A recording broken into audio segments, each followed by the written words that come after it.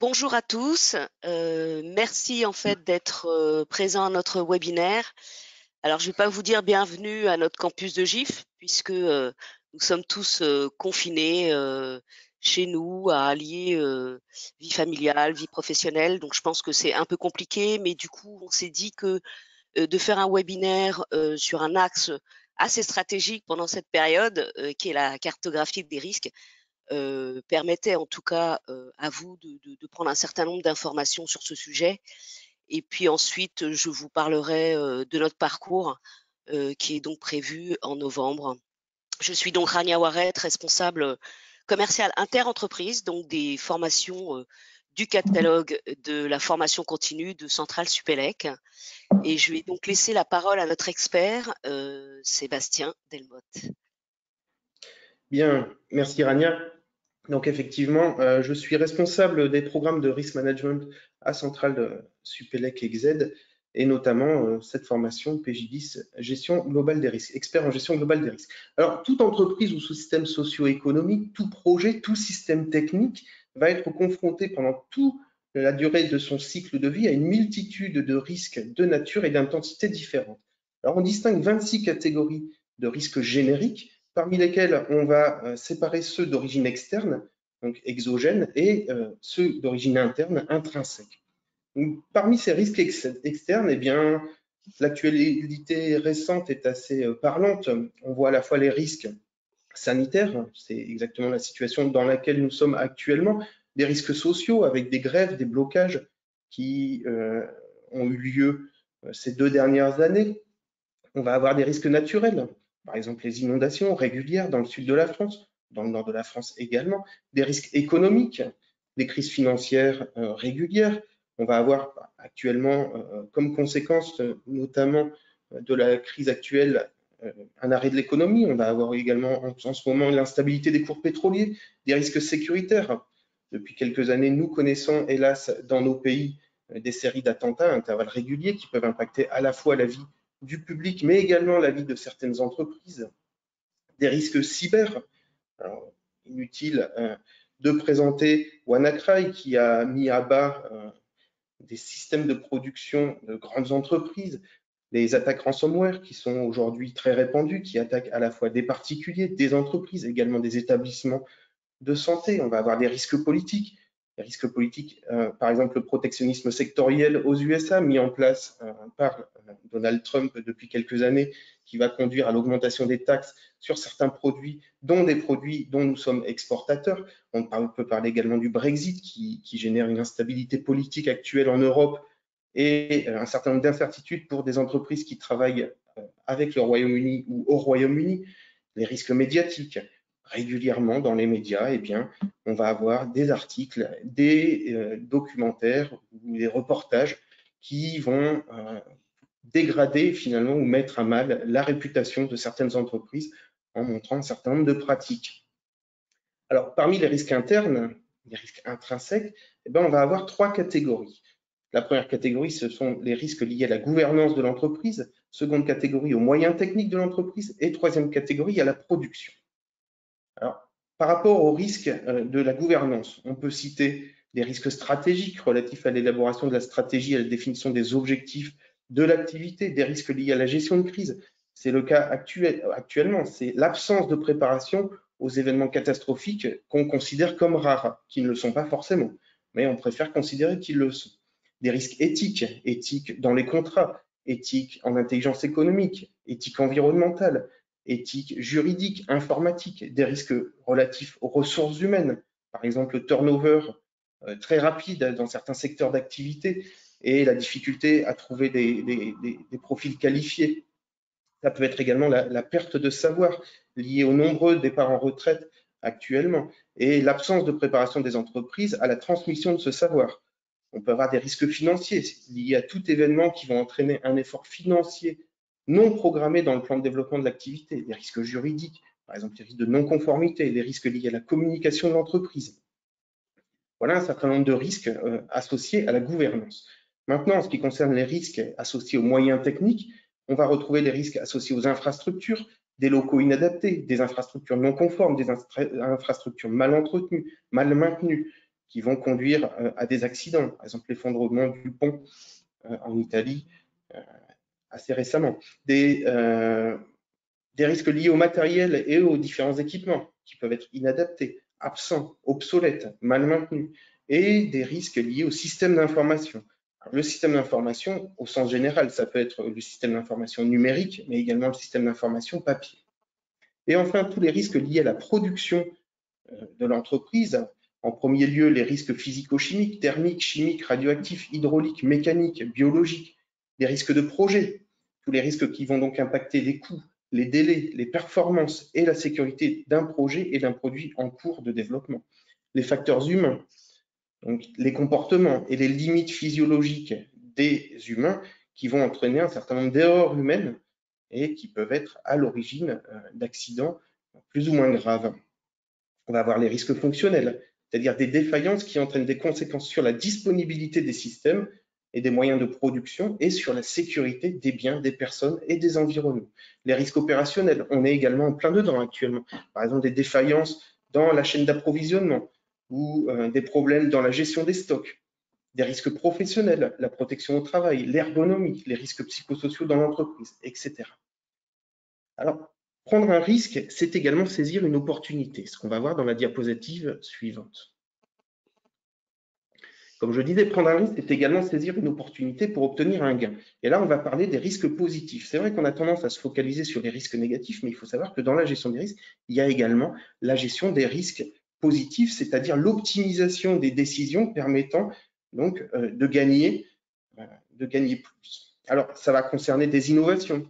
On peut citer l'invention du smartphone par Apple, les ruptures technologiques, la voiture autonome, l'introduction des algorithmes qu'on appelle algorithmes intelligents ou intelligence artificielle dans toutes les strates de notre société. On peut citer la transformation digitale également, qui est une source d'angoisse et de stress pour bon nombre d'entreprises. Des changements de paradigme dans le spatial, eh bien, la fusée partiellement réutilisable. On peut citer le développement durable et éthique, les réseaux communautaires, le commerce équitable, la responsabilité sociale des entreprises, la bientraitance à l'hôpital.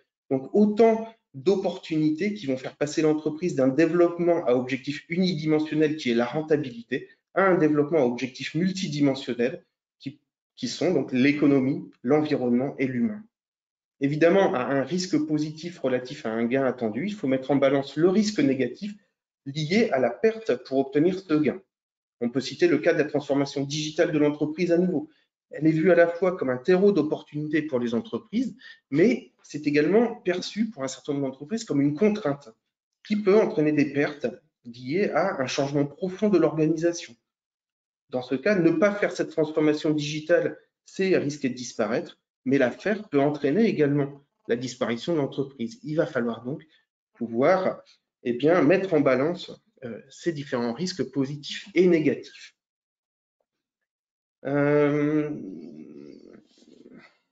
Sur la diapositive suivante, on peut voir un certain nombre de questions qui sont les questions essentielles à se poser pour identifier vos risques.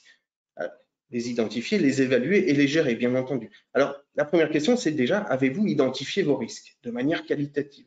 Est-ce que vous êtes allé jusqu'à l'identification de leur cause avérée, leur cause possible, leur cause probable?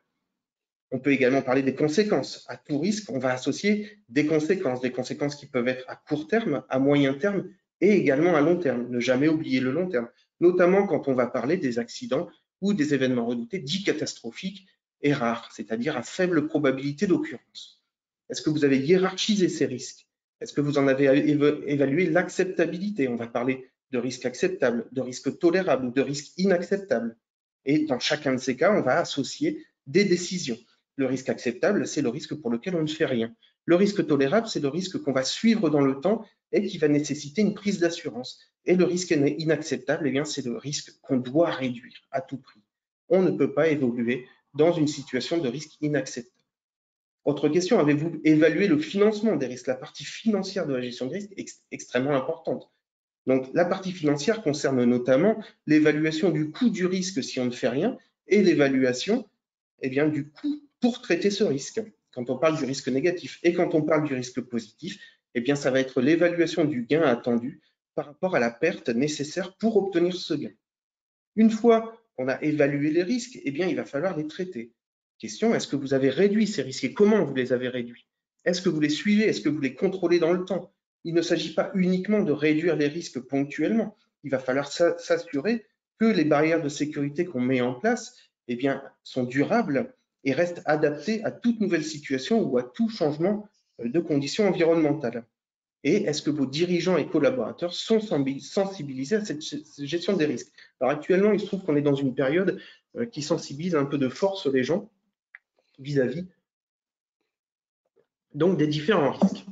Et puis une question centrale au milieu de toutes ces questions, c'est avez-vous cartographié les risques? Et là, on va parler donc de la cartographie des risques et dans la diapo suivante, je vais vous donner la définition. Alors, qu'est-ce qu'une cartographie des risques? Une cartographie des risques, c'est un diagnostic. C'est un diagnostic des vulnérabilités d'une activité vis-à-vis d'un ensemble de dangers ou de menaces, mais c'est également un diagnostic des forces et des atouts d'une activité vis-à-vis d'un certain nombre d'opportunités. Alors, question suivante, sur la diapositive suivante. Qu'est-ce qu'une cartographie des risques? Eh bien, c'est un résultat d'un processus d'analyse des risques. Donc, c'est une sortie de l'analyse des risques. Alors, si cette cartographie prend généralement la forme de visualisation facile à comprendre, et c'est bien son objectif, qu'elle soit facile à comprendre, elle doit être fondée sur un processus sous-jacent d'analyse. Ce processus doit être parfaitement défini et invariant. C'est la méthode, ou l'ensemble de méthodes.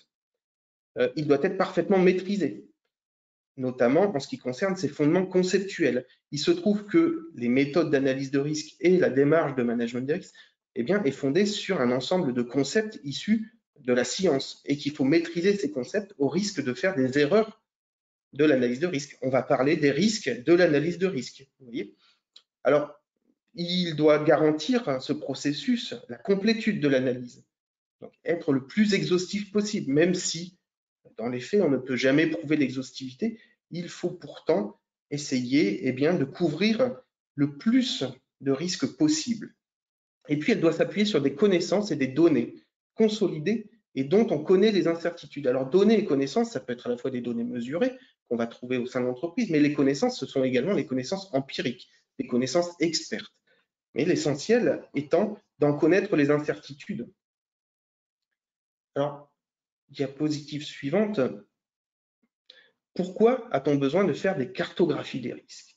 Alors, pour visualiser de manière synthétique et compréhensible pour tout le monde, pour notamment fournir à la gouvernance de l'activité une vision globale et complète des risques de son activité, cela de manière simple et compréhensible. Pourquoi? Parce que le décideur, il a besoin de hiérarchiser. On a vu dans la première diapositive la diversité, la multitude de risques qui peuvent impacter une entreprise. Et finalement, la question du décideur à la fin, c'est au milieu de tout ça, qu'est-ce que je fais moi? D'accord? Simplement parce que, alors généralement, ce qui se passe dans les entreprises, c'est que chaque domaine à risque va être analysé par des spécialistes du domaine avec des méthodes qui peuvent être très différentes. Et puis au final, on va avoir du mal à hiérarchiser, à évaluer tout ça sur le même plan. Or, c'est bien là le besoin du décideur, c'est de pouvoir prioriser ses investissements et l'allocation de ses ressources. Donc, quels sont les risques les plus importants de mon entreprise? Quels sont les risques que je dois traiter dans les 3 mois, dans les 6 mois et combien ça va me coûter de le faire? Alors, cette cartographie des risques, c'est également un outil de communication en interne qui permet de favoriser la culture du risque et l'appropriation des actions de gestion des risques. Parce que dans l'entreprise, eh bien, on peut définir et vouloir imposer un certain nombre d'actions, de barrières de sécurité, de procédures, mais si les gens ne comprennent pas pourquoi on leur demande de le faire, ils le feront mal ou ils ne le feront pas. Donc, c'est également cet objectif de propagation de la culture du risque. Et puis vers l'extérieur, pour informer, pour partager avec et rassurer les différentes parties prenantes d'une activité. Aujourd'hui, un certain nombre d'appels d'offres eh bien, exigent une cartographie des risques sur le projet pour lequel va postuler une entreprise. Alors, à quel niveau on peut cartographier les risques d'une activité? Eh bien, à tous les niveaux. Alors, on a une typologie des risques. Le premier type de risque, c'est ce qu'on appelle les risques d'entreprise. Ce sont les risques qui vont impacter les objectifs de résultat et de pérennité de l'entreprise. Alors, ici, sur cette diapo, vous pouvez voir une cartographie des risques qu'on appelle un diagramme de Kvyat. C'est une cartographie des risques parmi d'autres types de représentations. Celle-ci est assez synthétique. Alors, comment on va la lire? Eh bien, on va voir au centre une zone qui est verte. Alors, elle est recouverte, on voit juste sa limite. Ici, en vert, c'est la zone du risque acceptable, le risque pour lequel on n'a rien à faire. Ici, on a la zone qui est en jaune, qu'on voit un petit peu derrière. Elle est recouverte également, mais elle est limitée par cette ligne rouge. Cette zone en jaune, c'est la zone du risque tolérable. Le risque tolérable, c'est le risque qu'on doit suivre, contrôler dans le temps et pour lequel il est parfois nécessaire d'effectuer un transfert en termes de prise d'assurance. Et puis en rouge, c'est la zone du risque inacceptable. Le risque qu'il est nécessaire, obligatoire de réduire pour que l'activité puisse continuer. Sur ce fond vert, jaune et rouge, on va projeter des risques qui ont été évalués ici pour les différents sous-processus de l'entreprise. Alors, on va représenter en bleu clair les risques, le risque minimum, en gris le risque moyen, la moyenne des risques, et en bleu le risque maximum. L'intérêt de cette représentation min-max-moyenne, eh bien, c'est de pouvoir montrer les extrêmes, parce que si on ne travaille qu'en termes de moyenne, on ne voit pas, ici vous voyez que la moyenne pour l'ensemble des sous-processus eh bien, est située dans la zone du tolérable. Et si on ne se base que sur la moyenne, on ne voit pas les extrêmes, et notamment certains risques extrêmes, qui sont situés dans la zone de l'inacceptable et pour lesquels il va falloir traiter à tout prix donc le risque. Alors les différents sous-processus de l'entreprise sont les suivants, on va les retrouver d'ailleurs dans la cartographie des processus d'entreprise, stratégie et décision, organisation, contrôle, communication, etc. Donc jusqu'à communication, juridique et transport. Des processus donc de management, des processus de soutien et des processus de réalisation. Autre niveau de cartographie des risques, ce sont les projets. Donc, sur la diapositive suivante. Alors, la cartographie des risques de projet. La différence entre un projet et une entreprise, finalement, c'est que le projet, il a un début, mais il a également une fin programmée, contrairement à l'entreprise, généralement, qui ne planifie pas sa fin. Alors, quels sont les risques de projet? Eh bien, ce sont tous les risques qui peuvent impacter à la fois les performances du produit en cours de développement, ces performances qui doivent répondre à un certain nombre d'exigences formulées par le cahier des charges et formulées par le client, la sécurité du projet et la sécurité du produit en cours de développement, les coûts. Tout projet va avoir des contraintes budgétaires et les délais de réalisation du projet. Tout projet va avoir des contraintes calendaires. Alors, un exemple, c'est le développement, l'implémentation d'un produit, d'un service, la conception d'un nouveau produit. Ça peut être également un projet de changement d'ERP dans les entreprises. Alors, on va retrouver un certain nombre d'items qui sont classiques en gestion des risques projets, qui vont partir de l'expression des besoins et de la spécification du besoin pour aller jusqu'au produit en lui-même, en passant par la stratégie de développement, l'organisation du projet, les interfaces contractuelles. Si vous avez un projet où interviennent un grand nombre d'industriels, par exemple, pour les différentes parties de la conception d'un système, eh bien, il va falloir définir les responsabilités de chacun, mais également la propriété industrielle et intellectuelle.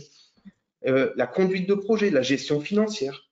On a un budget qui est délimité, il va falloir le respecter. La gestion calendaire, les performances techniques et opérationnelles du produit, les utilisateurs et les sites d'exploitation et le produit en lui-même, comme je l'ai dit. Et dernier niveau de cartographie des risques, eh bien, c'est la cartographie des risques de produits sur la diapositive suivante. Donc, cartographie des risques d'un produit ou d'un service. Alors, produit au sens général du terme. Dans un hôpital, le soin, c'est un produit. D'accord? Donc, je ne parle pas forcément de produits techniques, même si les produits techniques, les systèmes techniques rentrent également dans cette catégorie.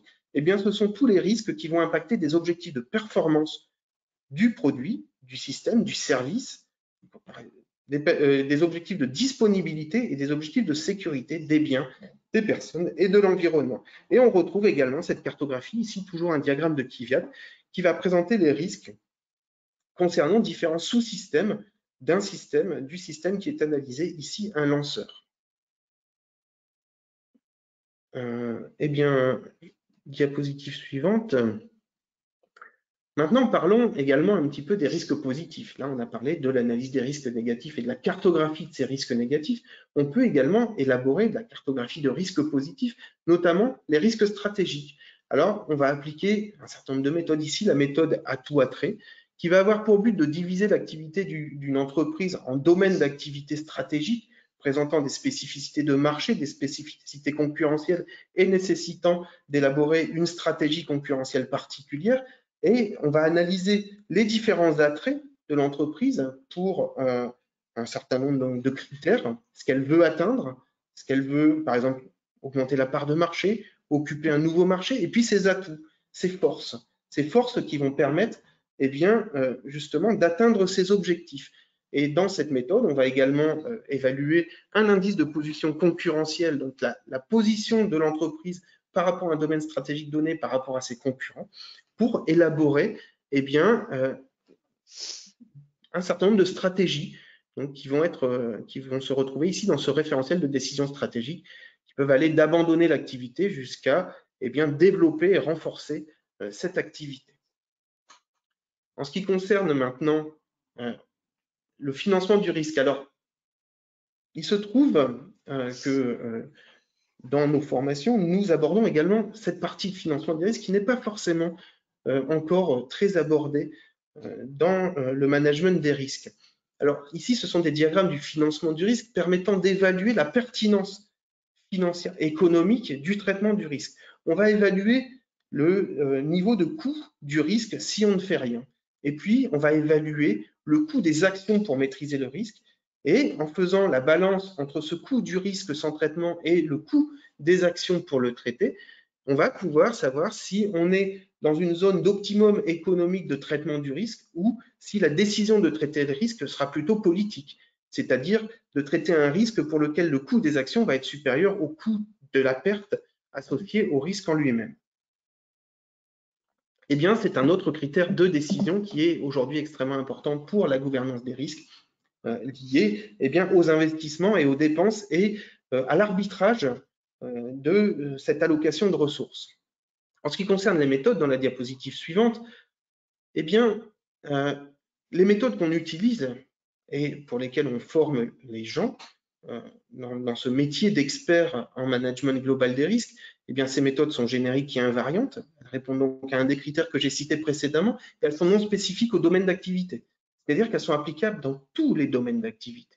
Elles sont éprouvées, mises en application donc, par nos intervenants dans les domaines industriels, sanitaires, technologiques, environnementaux.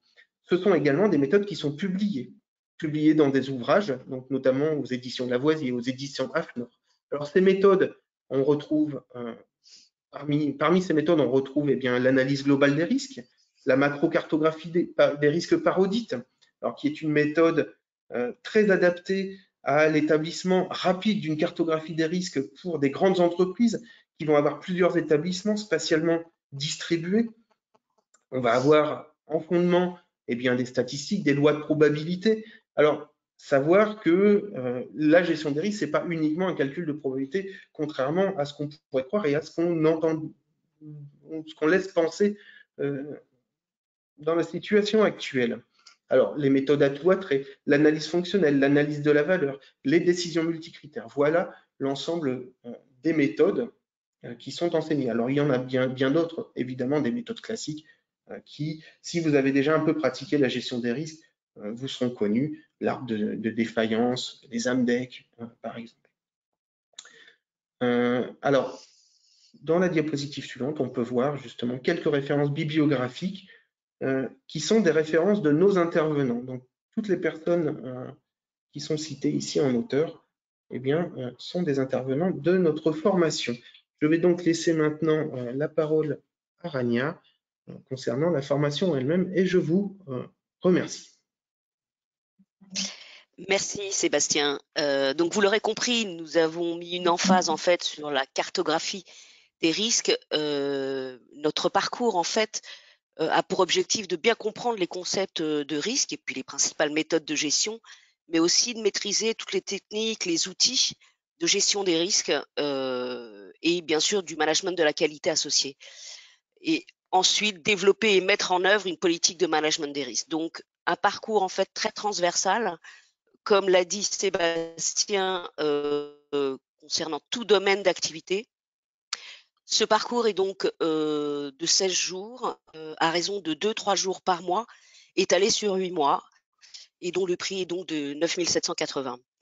Elle aura lieu effectivement sur notre campus de Paris, dans le 15e arrondissement.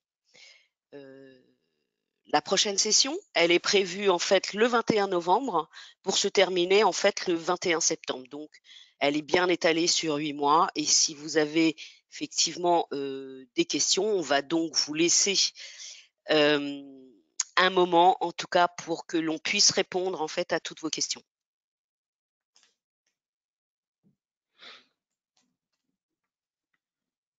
Sachez également qu'un replay, bien sûr, vous sera communiqué dès demain. À vous.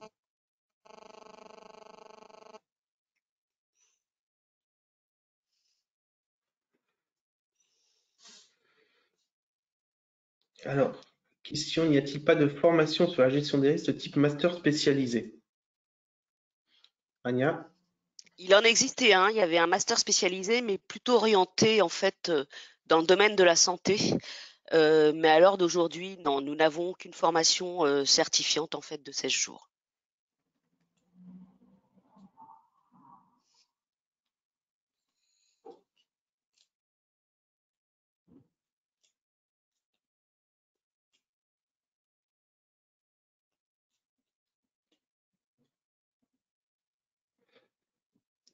Alors, le type de profil pour cette formation.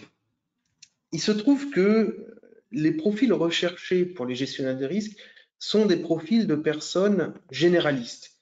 D'accord? Pas forcément un expert. Un expert d'un domaine est une source incontestable de valeur pour l'analyse de risque, mais on va plutôt chercher des gens qui vont avoir un profil généraliste, qui sont capables d'appréhender l'ensemble des activités de l'entreprise, qui sont capables de comprendre, de parler à tout le monde, de s'intéresser à tous les aspects de l'entreprise, également de parler à la fois aux personnes qui sont dans les activités de base jusqu'aux dirigeants. Donc, on va plutôt rechercher un profil. Alors, d'un point de vue études, niveau Bac+5 est préconisé. Il est arrivé également qu'on certifie des gens qui avaient un niveau d'études situé à Bac+2. Et là, la sélection va se faire plutôt sur à la fois l'expérience de la personne, parce que ça peut permettre, la gestion des risques peut permettre de valoriser une expérience, et puis sur la motivation, c'est-à-dire à la capacité de cette personne à s'intégrer dans le système de management de l'entreprise. Voilà. Donc, il n'y a pas de prérequis particulier pour cette formation, mis à part le fait qu'on va rechercher des gens qui sont plutôt ouverts d'esprit, qui sont plutôt curieux et qui sont capables de s'intéresser à tous les aspects de leur activité. Peut-on prétendre une résolution complète des risques dans un projet? Alors, prétendre à la résolution complète des risques, tout dépend ce que vous appelez résolution complète des risques. Si la résolution complète des risques, c'est le risque zéro, non, parce que ça n'existe pas. La gestion des risques n'a d'ailleurs pas pour objectif d'atteindre le risque zéro. Ça serait bien trop ambitieux puisque l'analyse de risque va dépendre essentiellement des connaissances actuelles qu'on va avoir sur les problèmes. Maintenant, résolution complète des risques dans un projet, la couverture complète des risques dans un projet, oui, effectivement. Eh bien, on va à la fois, pour un projet donné, effectuer des analyses de risque avant le projet. Première question, est-ce qu'on y va, est-ce qu'on n'y va pas? D'accord? Et ça, c'est une première source d'erreur, c'est-à-dire s'engager dans un projet pour lequel on n'a pas ni les moyens ni les compétences de pouvoir aller jusqu'au bout. Alors, donc, il y a l'analyse avant, l'analyse événementielle, l'analyse globale des risques projets. Il va y avoir l'analyse qui va être quantitative des risques de dépassement calendaire et l'analyse de risques des dépassements budgétaires avant le projet. Et ensuite, on va couvrir les risques pendant le projet, c'est-à-dire mise en place d'un certain nombre d'indicateurs qui vont permettre d'évaluer donc le niveau de risque du projet à un instant T et pour pouvoir le corriger au fur et à mesure. Donc oui, en ce sens, on couvre l'ensemble des risques d'un projet avant son démarrage et pendant son déroulement. Alors, question, je suis au chômage, comment puis-je accéder à cette formation? Alors, si vous êtes au chômage, en fait, lorsque vous êtes avec votre conseiller, pardon, il est établi en fait une liste de formations éligibles en fait pour Pôle emploi. La seule chose aujourd'hui, c'est que notre formation est en cours de renouvellement et donc ne sera pas accessible aujourd'hui. Mais je l'espère effectivement qu'elle sera renouvelée d'ici novembre, ce qui nous permettra de pouvoir en fait vous inscrire sur cette formation.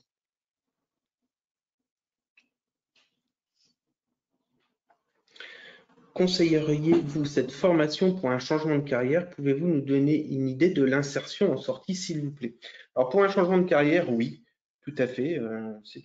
On a un certain nombre de participants qui ont choisi de faire cette formation justement dans le cadre d'un changement de direction dans leur carrière.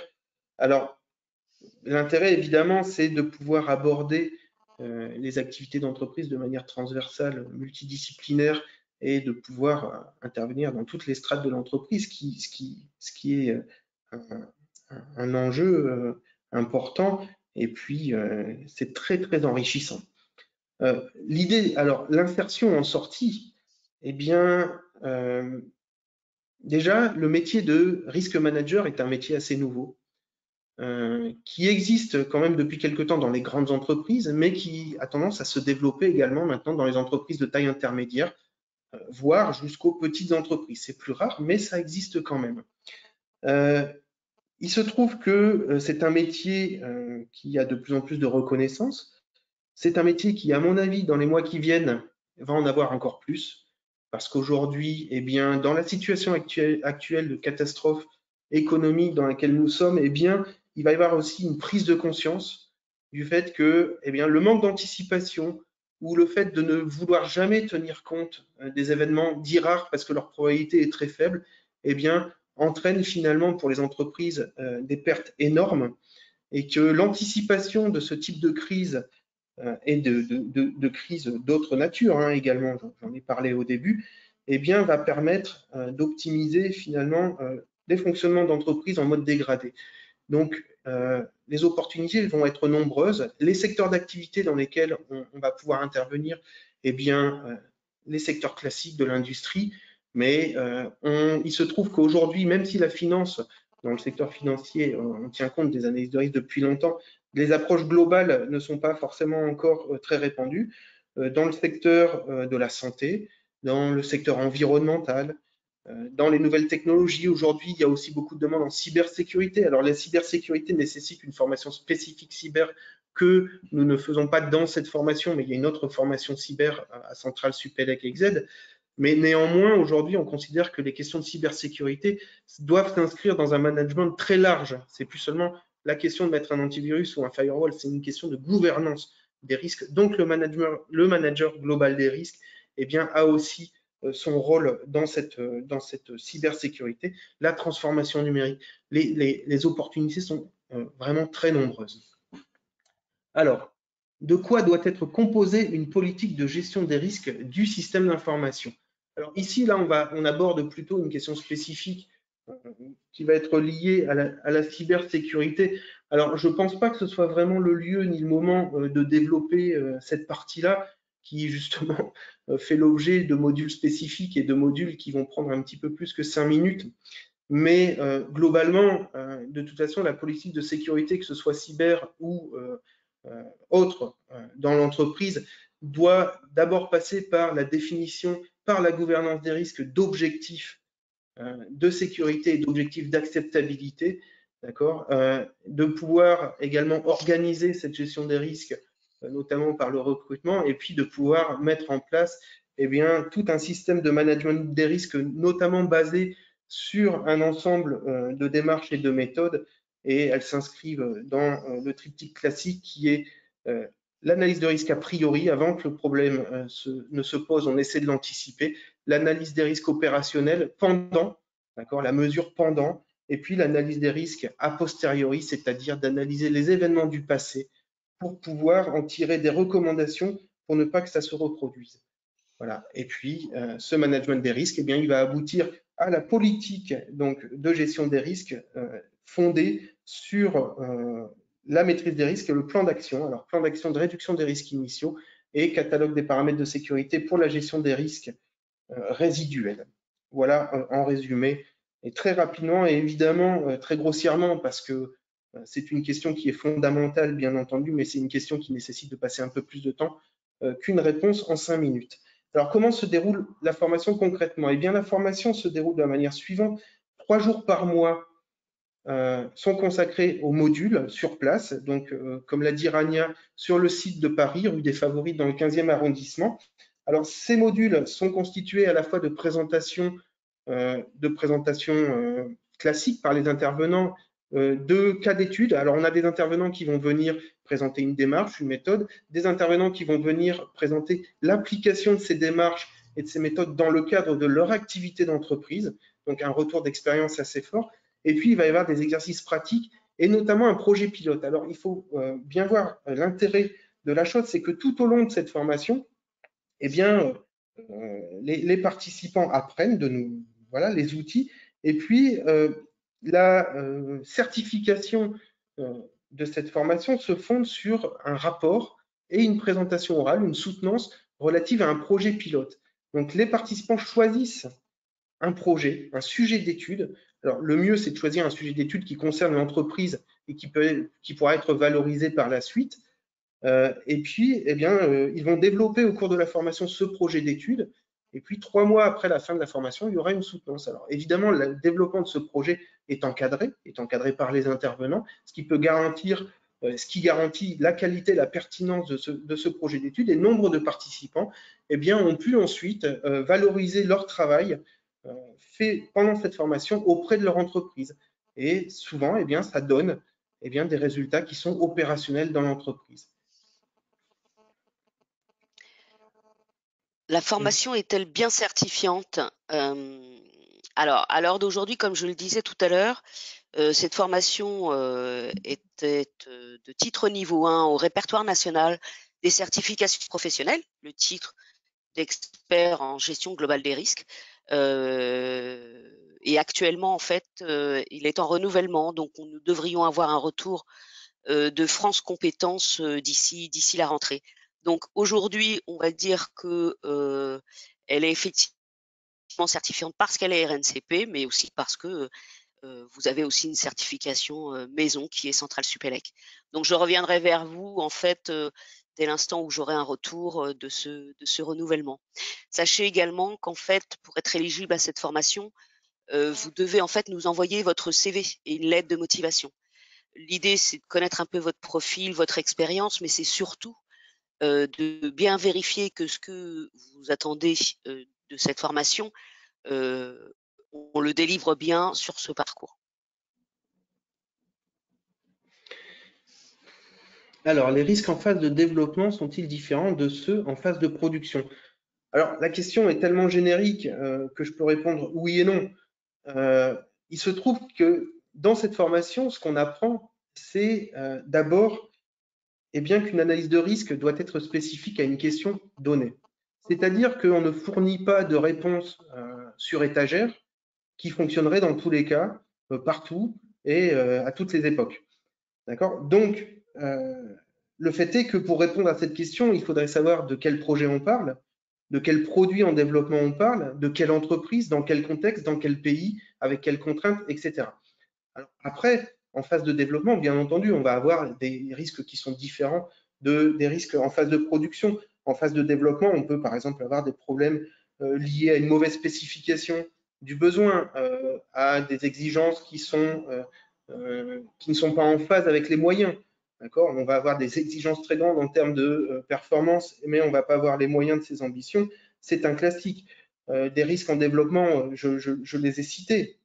On va avoir des problèmes calendaires, des risques calendaires, de dépassement budgétaire du projet, des risques liés aux interfaces contractuelles, à la propriété intellectuelle, aux responsabilités de chaque intervenant dans le projet. Alors qu'en production, eh bien, une fois qu'un produit est placé en production, on va dire qu'il a atteint finalement il a répondu à un certain nombre de critères d'exigence.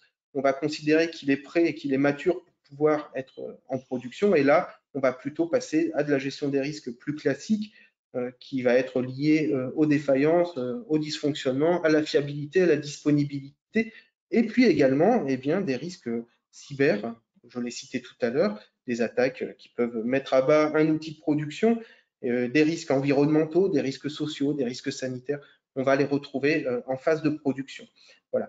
Donc tout ça pour dire que avant de répondre à cette question de manière plus spécifique que je ne l'ai fait, il faudrait avoir des précisions sur le projet. Et c'est bien là ce qu'on apprend, c'est-à-dire qu'on apprend à analyser les risques. Et pour analyser les risques, on apprend d'abord à analyser un système et un projet. Alors, est-ce que la formation donne l'accès à Alumni de Centrale Supélec?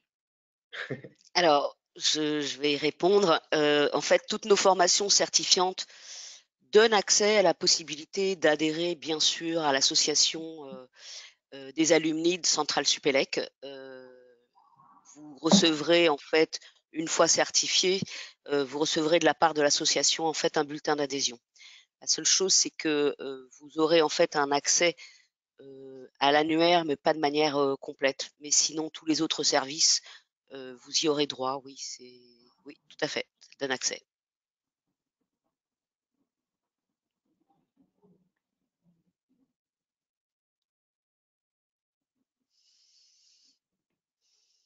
Existe-t-il des risques irrémédiables? Alors, on rentre également dans une très vaste question qui nécessiterait des développements un petit peu plus conséquents que ceux que je peux faire en 5 minutes. Je l'ai dit tout à l'heure, le but du management des risques, ce n'est pas d'atteindre le risque zéro. Ça n'existe pas, notamment parce que, il y a des choses qu'on ne connaît pas. C'est ce qu'on appelle l'inconnaissable, c'est-à-dire le domaine de l'ensemble de ce qui n'est pas accessible à l'humain en termes de connaissances actuellement. Donc, on pourrait dire que ce sont des risques irrémédiables. Mais en fait, la question, elle n'est pas vraiment là. Il ne s'agit pas d'atteindre le risque zéro, il s'agit de déterminer si un risque est acceptable, inacceptable ou tolérable. Un risque acceptable, ça ne veut pas dire qu'il n'y a pas de risque. Ça veut dire qu'on l'accepte en l'état. Et donc, qu'on en accepte les conséquences et qu'on est prêt également à en assumer ces conséquences, notamment d'un point de vue financier. Un risque tolérable, c'est un risque qu'on va suivre. Encore une fois, ce n'est pas un risque qui n'existe pas ou qui a été complètement maîtrisé. C'est un risque qu'on a maîtrisé au mieux de ce qu'on savait faire en fonction de nos connaissances et de nos capacités à un instant T. Et on va le suivre pour éviter que la situation se dégrade et que le risque devienne inacceptable. Et puis, le risque inacceptable, c'est celui qu'on va chercher à diminuer, à réduire. Encore une fois, le but n'est pas d'arriver au risque zéro. On ne peut pas de toute façon. D'accord? Donc, il y a des raisons à cela. Et je vous dis, elles sont intimement liées au niveau de connaissance qu'on va avoir. Et puis, quand on bascule dans l'inconnu, donc ces fameux risques imprédictibles, on va dire, et bien là, on passe en gestion de crise. C'est exactement la situation dans laquelle on est, modulo le fait que la situation actuelle n'était pas complètement imprédictible. Voilà. Mais je vous invite à venir suivre la formation pour avoir plus de réponses à cette question qui est effectivement fondamentale, essentielle, mais qui nécessite quand même un peu de temps pour y répondre. Merci beaucoup. Merci. Au-delà de la réception du replay, je vous enverrai également en fait le détail du planning, du parcours de la session prévue en fait en novembre. Tous les deux, nous vous remercions en fait d'avoir suivi ce webinaire. Nous sommes heureux en tout cas d'avoir pu vous éclairer en tout cas sur ce sujet et bienvenue à Centrale Supélec pour, j'espère en tout cas, vous rencontrer lors de cette prochaine session. À votre disposition, je vous souhaite une agréable journée et portez-vous bien tous. Merci. Merci beaucoup. Au revoir. Au revoir.